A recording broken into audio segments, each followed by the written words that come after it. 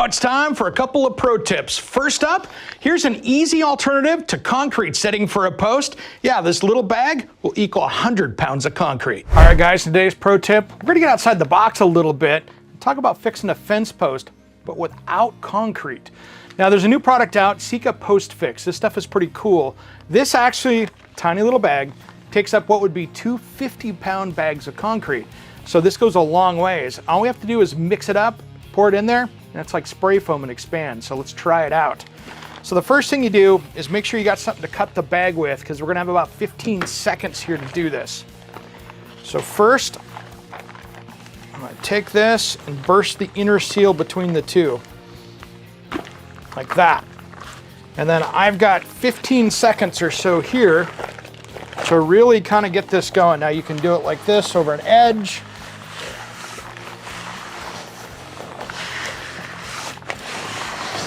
You're just trying to mix this up as best as you can. Now at about 15 seconds, this starts to come apart where it's gonna start foaming up, and we don't wanna burst that. So I'm going to cut this, and then we pour this into what would be the post hole.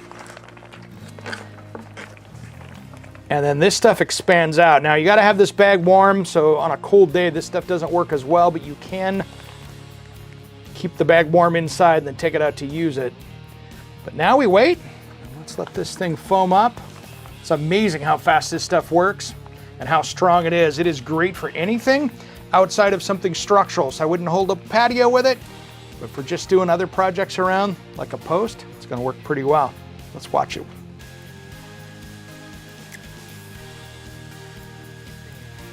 All right, guys, and it's really that simple. About 5 minutes, that thing is all set up and good to go. So if you're in a hurry, or if you're out where it's wet and you're really worried about concrete setting up, this might be a good trick for you. And it's a little expensive to use, so I wouldn't do it on the whole project, but when you're in a hurry, it's the best way to go. Tell you what, there's no faster way to put up a post than with that foam. Now, here's how to tune up that chop saw like a pro. All right, guys, in today's pro tip, we're gonna talk about setting up a saw the right way. First thing I'm gonna do here before we get this thing all adjusted, take out the battery, unplug it. You don't want power to go into this when we have the blade back and stuff, because that's how you get hurt. So no power, make sure that's done. Next off, I wanna see how square this thing is, because really, if you are assuming this thing is all dialed in, it's probably not. You always have to go through and get this thing set up when you're doing woodworking projects. So like this one here, I'm gonna take my square, and you know, this is a pretty common tool, but what I do is I take this, bring it down so we're nice and tight on a flat surface. So I've got this flush that way, and this is a good decent square, so we're gonna be good. And I'm gonna come in here and see how close I am. I realize I'm way off. So I'm gonna come back in here and loosen this up.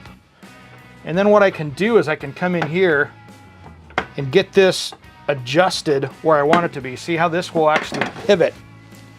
And so now I'm gonna get this squared up.